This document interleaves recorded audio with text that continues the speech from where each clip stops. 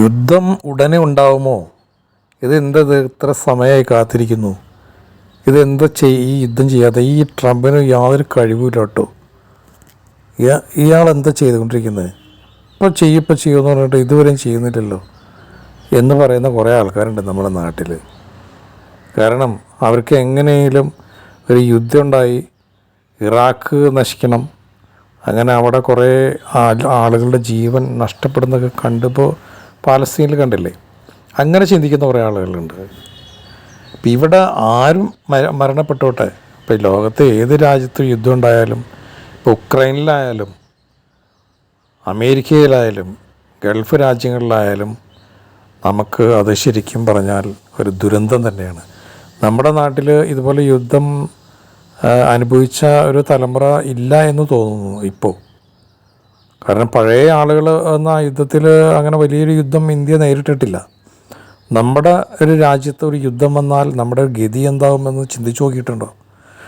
ഈ പാലസ്തീനിലൊക്കെയുള്ള ആളുകൾ യുദ്ധത്തിന് പലപ്പോഴും നേരിട്ടുള്ള ആളുകളാണ്. അതുപോലെ യുദ്ധം നമ്മുടെ നാട്ടിൽ വന്നാൽ നമ്മളാകെ തകർന്ന് തരിപ്പണമായി പോകും. അതുപോലെ അമേരിക്കയിലും ഒക്കെ. കാരണം നമ്മളൊന്നും ഇതുപോലെ ഒരു യുദ്ധത്തിനെ നേരിട്ട് പിന്നെ അതിജീവിതം മുന്നോട്ട് നയിച്ചിട്ടില്ല. ഒരിക്കലും ഒരു സ്ഥലത്തും യുദ്ധം ഉണ്ടാവരുതല്ലേ എന്ന് നമുക്ക് പ്രാർത്ഥിക്കണം, നമ്മൾ ആഗ്രഹിക്കണം, മനസ്സുകൊണ്ട് ആഗ്രഹിക്കണം. ഇവിടെ ഇപ്പോൾ യുദ്ധം ഉണ്ടാവാത്തതിൻ്റെ കാരണം അന്വേഷിച്ചെടുക്കുക ആൾക്കാർ.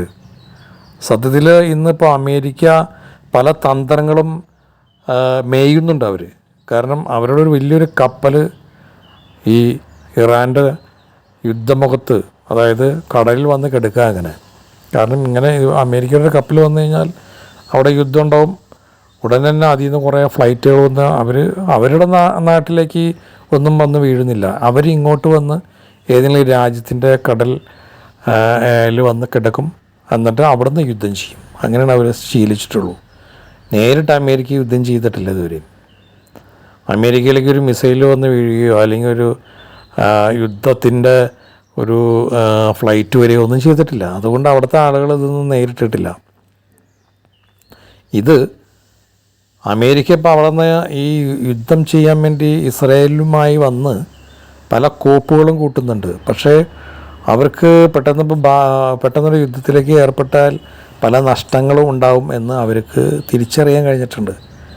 വെനസ്വേലയുടെ പ്രസിഡൻറ്റിനെ പിടിച്ചുകൊണ്ടുപോയി അമേരിക്ക തുറങ്കലിലടിച്ചു. അതുപോലെ ഇപ്പോൾ ഹുമൈനീനെ അതുപോലെ ഒന്നെങ്കിൽ വധിക്കുക അല്ലെങ്കിൽ പിടിച്ചുകൊണ്ടുപോകുക, അങ്ങനെ ഒരു തന്ത്രങ്ങൾ മേയാൻ വേണ്ടി നോക്കിയിട്ട് അത് നടക്കുന്നില്ല. ഇപ്പോൾ ഇറാഖ് പല അനുഭവങ്ങളും പഠിച്ചു കഴിഞ്ഞു. പല ആളുകളെയും അവർ പ്രതീക്ഷിക്കാതെ തന്നെ ഈ ഇസ്രായേലിൻ്റെ ചാരസംഘടനയായ മൊസാദിൻ്റെ പ്രവർത്തനങ്ങൾ കൊണ്ട് ഹമാസിൻ്റെ നേതാക്കളെയൊക്കെ പ്രതീക്ഷിക്കാത്ത സ്ഥലത്ത് വന്ന്, അവരൊരും പ്രതീക്ഷിക്കാത്ത സ്ഥലത്ത് വന്ന് അവർ കൊന്നുകളഞ്ഞു. അതുകൊണ്ട് തന്നെ ഇറാഖ് വളരെ ശ്രദ്ധയോടെ മുന്നോട്ട് പോയിക്കൊണ്ടിരിക്കുന്നത്. അമേരിക്ക അഫ്ഗാനിസ്ഥാനിൽ ഇടപെട്ടിട്ട് അവിടെ നിന്ന് പിൻവലിഞ്ഞു. അവിടെ ഒരുപാട് നഷ്ടങ്ങളാണ് അമേരിക്ക ഉണ്ടായത്.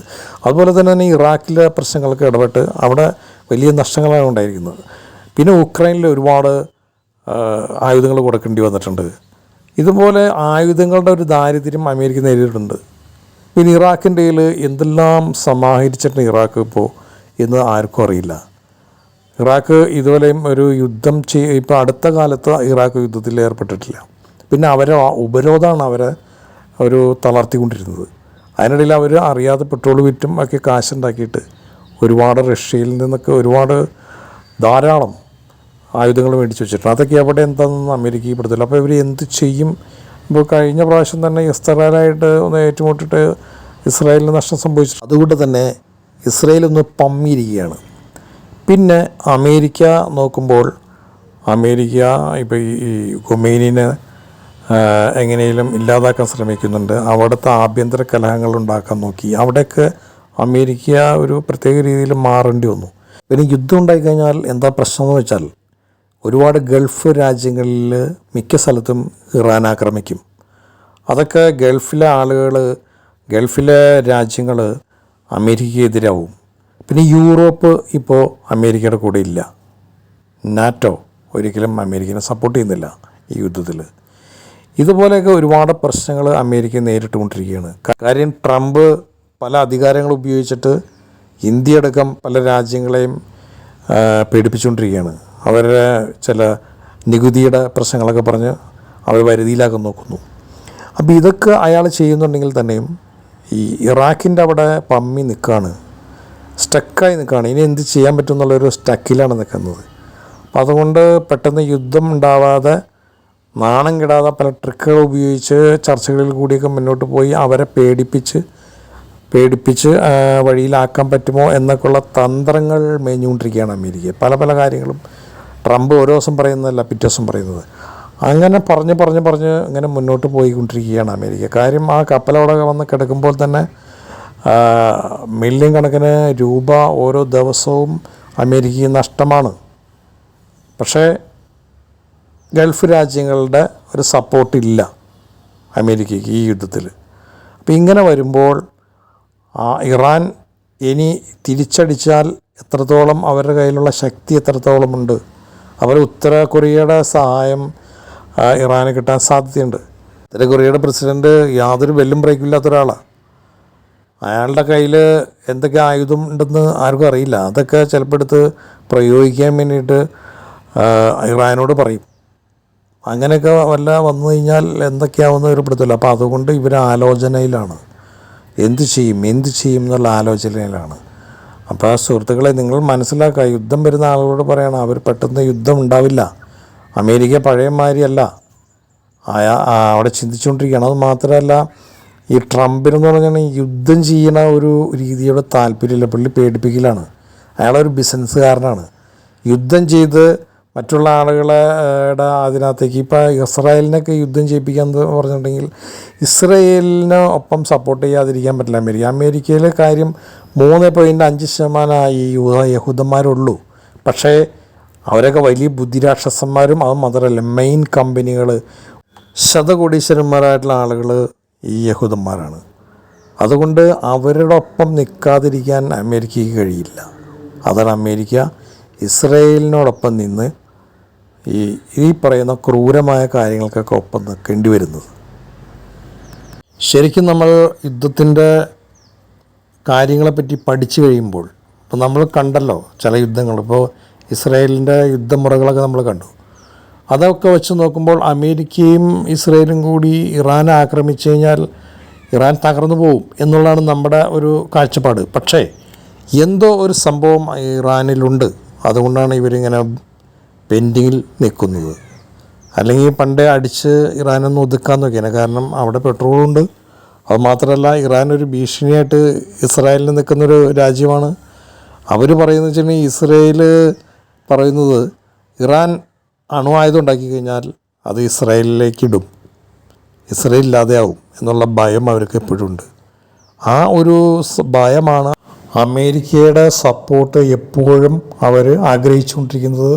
അവർ ആ അമേരിക്കയുടെ കൂടെ തന്നെ നിന്ന് എന്ത് ക്രൂരകൃത്യങ്ങളും ചെയ്യാൻ അവർ തയ്യാറാവുന്നു. ഇവിടെ പാലസ്തീന് രാജ്യം കൊടുത്തു കഴിഞ്ഞാൽ എന്നിട്ടും പാലസ്തീനികൾ ഇനി പ്രശ്നങ്ങൾ ഉണ്ടാക്കും എന്ന് വന്നു കഴിഞ്ഞാൽ ഈ അറബി രാജ്യങ്ങൾ 51 അറബി രാജ്യങ്ങളും ഒരുമിച്ച് നിന്ന് ഇസ്രായേലിൻ്റെ ഒപ്പം നിൽക്കും. വാക്കണത് മുസ്ലിങ്ങളുടെ വാക്കാണത്. പക്ഷേ അതിന് അമേരിക്കയും ഇസ്രായേലും തയ്യാറാവുന്നില്ല. അതെന്താണെന്നാണ് നമ്മൾ ആലോചിക്കേണ്ടത്. ഇവിടെ ഇസ്രായേലിന് സമാധാനമായി ജീവിക്കണം എന്ന് അവർ പറയുന്നു. അതുകൊണ്ടാണ് ഞങ്ങൾ പാലസ്തീനികളെ ഇതുപോലെ കൂട്ടക്കൊല ചെയ്യുന്നത്. ഇത് തീവ്രവാദ പ്രവർത്തനമാണെന്ന് അവർ ആരോപിക്കുന്നു. പക്ഷേ വർഷങ്ങളായി പാലസ്തീനികൾ അവരുടെ രാജ്യം ചോദിക്കുന്നുണ്ടല്ലോ. അവർക്ക് രാജ്യമുണ്ടായിരുന്നല്ലോ. ആ രാജ്യം കൊടുത്തു കഴിഞ്ഞിട്ടും അവർ പ്രശ്നങ്ങൾ ഉണ്ടാക്കുകയാണെങ്കിൽ എല്ലാ മുസ്ലിം രാജ്യങ്ങളും അവർക്കെതിരെ തിരിയും, ഇസ്രായേലിനോടൊപ്പം നിൽക്കും. ഇസ്രായേൽ ചെയ്യട്ടെ, അമേരിക്ക ചെയ്യട്ടെ, ആരും ഇത് ചെയ്യാൻ തയ്യാറല്ലല്ലോ. അവിടെ പ്രശ്നങ്ങൾ ഉണ്ടാക്കണം എന്നുള്ളത് ഇവിടുത്തെ കുറച്ച് രാജ്യങ്ങളുടെ താല്പര്യമാണ്. ആയുധ കച്ചവടമാണ് അതിന് പിന്നിലുള്ള ഏറ്റവും വലിയ ഗൂഢമായ ഉദ്ദേശം. പക്ഷെ അതാർക്കും മനസ്സിലാവുന്നില്ല എന്ന് ധരിക്കുകയാണ് എല്ലാവരും. ഇവിടെ രാജ്യങ്ങൾ തമ്മിൽ ഒരിക്കലും യുദ്ധം ഉണ്ടാവാൻ ഒരു ജനതയും ആഗ്രഹിക്കുന്നുണ്ടാവില്ല. പക്ഷേ ഈ രാജ്യങ്ങളുടെ തലവന്മാർ അവരുടേതായ ചില പ്രശ്നങ്ങൾക്ക് വേണ്ടി ഇതുപോലുള്ള പ്രശ്നങ്ങൾ ഉണ്ടാക്കുന്നു. അമേരിക്ക എത്ര കാലമായി തുടങ്ങിയിട്ട് ഇത് ഇപ്പോഴും അമേരിക്ക അവസാനിപ്പിച്ചിട്ടില്ലല്ലോ. ഗൾഫ് രാജ്യങ്ങളിൽ എന്ന് പെട്രോൾ കണ്ടുപിടിച്ചോ അന്ന് മുതൽ അമേരിക്ക അവിടെ പല പല തോന്നിയവാസികളും കാണിച്ച് അവിടെ ആ മേഖലകളിലും എപ്പോഴും സംഘർഷം ഉണ്ടാക്കിക്കൊണ്ടിരിക്കും.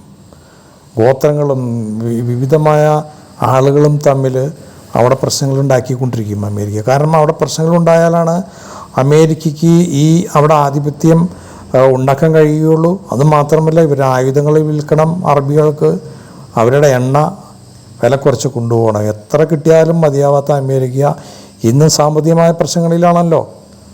അത് മനസ്സിലാക്കണം. സത്യസത്യയും നീതിയില്ലാത്തതുകൊണ്ടാണ് ഇത് അവർ അനുഭവിക്കുന്നത്.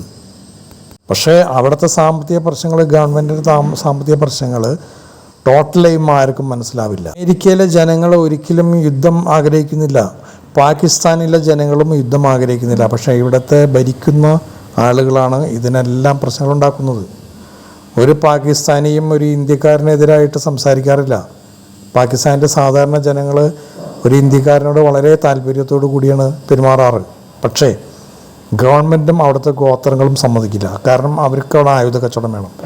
ആയുധ കച്ചവടമാണ് ഇതിൻ്റെ എല്ലാം പിന്നിലുള്ളത്. വമ്പൻ ആയുധ കച്ചവടവും ലാഭക്കൊതിയുമാണ്. ഇതെല്ലാം ഉണ്ടാക്കിക്കൊണ്ട് ഇവർ ഈ സാമ്രാജ്യം വെട്ടിപ്പിടിച്ചിട്ട് ഇതെല്ലാം മരണപ്പെട്ടുമ്പോൾ കൊണ്ടുപോകൂ എന്നുള്ള ചിന്ത അവർക്ക് ഉണ്ടെങ്കിൽ, അവർക്ക് ഉണ്ടാവില്ല.